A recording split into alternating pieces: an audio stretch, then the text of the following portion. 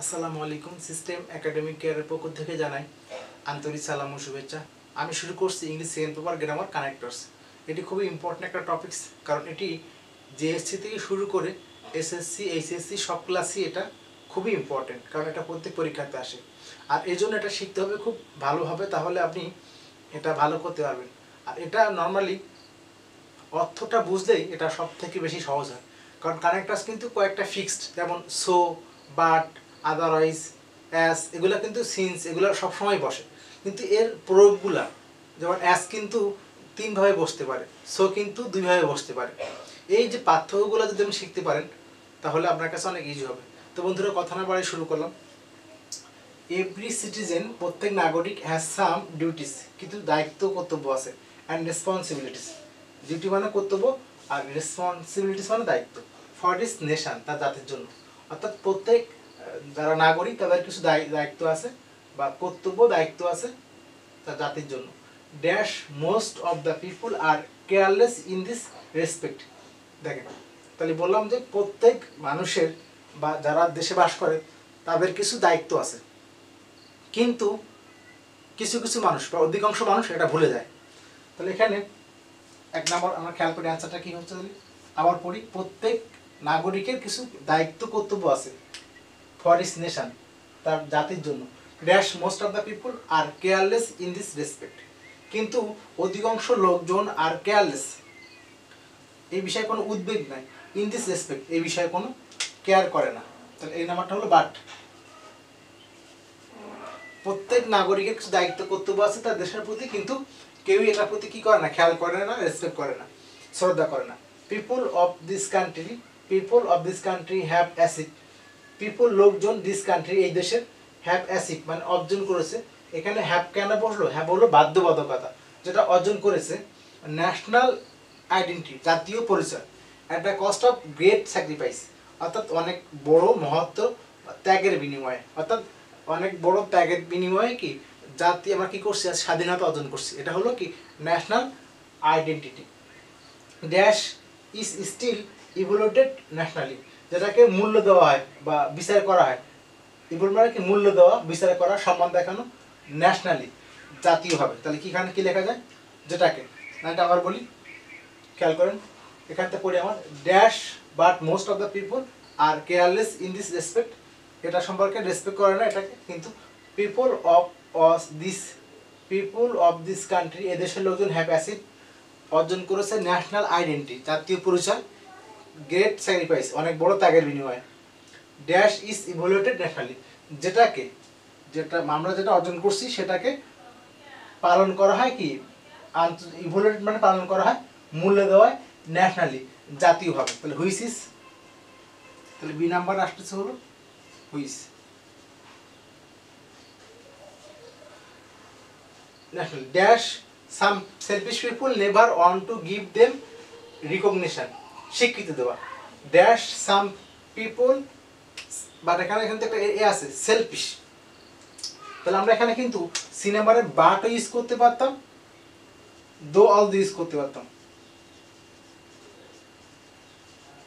কিন্তু দো অল দো আর বাটের মধ্যে একটা পার্থক্য আছে। বাট মানে কিন্তু, সম্পূর্ণ মানে দুটো আলাদা অর্থে ব্যবহার হতে হয়, যেটা করলাম কিন্তু এটা করবো না। কিন্তু এখানে খেয়াল করেন বাট কিছুটা হয়, বাট এখানে বেটার হলো কি অল দো ইউজ করা।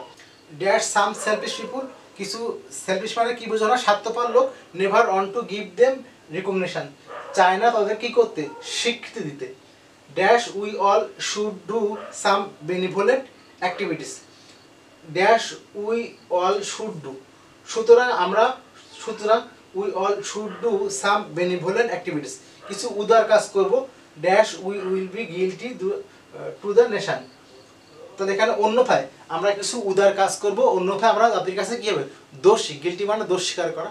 তাহলে আমরা এখানে লাইনটা কী হলো, আমরা কিছু জাতির জন্য কি কাজ করব, উদার কাজ করব, অন্যথায় আমরা জাতির কাছে কী হবে, দোষী হব। তাহলে অন্যথায় ইংলিশ কি আছে, আমরা এখানে সি নাম্বারটা অল দো বললাম, আর ডি নাম্বারটা সো বললাম, আর ই নাম্বারটা otherwise.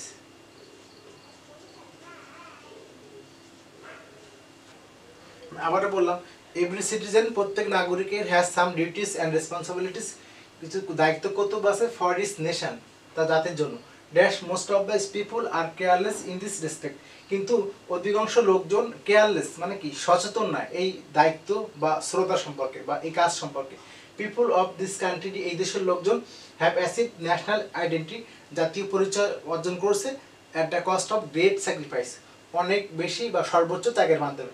Dash is still evaluated nationally, যেটাকে পালন করা হয়, which is still evaluated nationally, যেটাকে পালন করা হয় আন্তর্জাতিকভাবে। Dash is some selfish people never want to give them recognise, তো এখানে সিনেমাটা হলো যে আমরা এটাকে পালন করি আন্তর্জাতিকভাবে, বাট বাট কিন্তু বস্তু, বাট এখানে বাট থেকে অর্ধটা বেটার, যদিও আমরা এটাকে পালন করি আন্তর্জাতিকভাবে, যদিও কিছু মানে সেলফিশ মানে কি স্বার্থপর লোক কখনোই চায় না এটাকে স্বীকৃতি দিতে, তাহলে এখানে বাট থেকে অলদোটা বেশি বেটার, তাহলে আমরা অলদো লিখবেন। ডি নাম্বারটা, dash we all should do some benevolent activities, সুতরাং আমাদের কিছু কি করা উচিত, উদার কাজ করা উচিত। Dash we will be guilty to the nation, আমাদের কিছু উদার কাজ করা উচিত, অন্যথায় আমরা যাদের কাছে কি হবো, দোষী হব। তাহলে অন্যথায় ইংলিশ আছে কোনটা, কানেক্টর আদারওয়াইজ, তাহলে এখানে হবে আদারওয়াইজ। তাহলে এখানে এই সিনেমাটা একটা সমস্যা ছিল, অলদো বাট লেখা যায়, বাট থেকে অলদোটা বেশি, কারণ বাট হলো দুটো বাক্যর জন্য, আর এখানে কিন্তু বাক্যটা সম্পর্কযুক্ত, যে এরকম যদিও সে গরিব সে সৎ, ঠিক ওই কন্ডিশনটা আছে, মানে গরিব আর সৎ কিন্তু একটা সম্পর্কযুক্ত, আর বাট কিন্তু সম্পর্ক লাগে না, যে কোনো দুইটা উল্টো অর্থের ক্ষেত্রে বাট ইউজ করা হয়। ঠিক এখানে একই রকম, এখানে এই জন্য কিন্তু আমরা অলদো লিখছি, বাট লিখি নাই।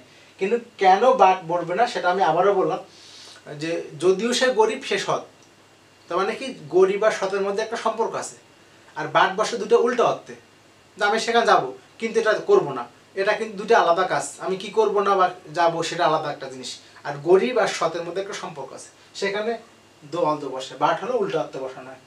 সেম এখানে অলদো ইউজ করলাম, আর এখানে সো কেন বসলো, আমরা একটা ফিনিশিং, যেহেতু দেশের মধ্যে এগুলো হচ্ছে, আমরা অনেক কষ্ট করে স্বাধীনতা অর্জন করছি, তারপরে এটাকে অনেকে শিখিয়ে দেয় না, সুতরাং আমাদের দেশের জন্য কিছু কি করা উচিত, উদার কাজ করা উচিত, দেশের জন্য কিছু উদার কাজ করা উচিত, অন্যথায় আমরা দেশের কাছে কি হবে, দোষী শিকার হব। লাস্ট হলো আদারওয়াইজ। আশা করি বুঝতে পারছেন।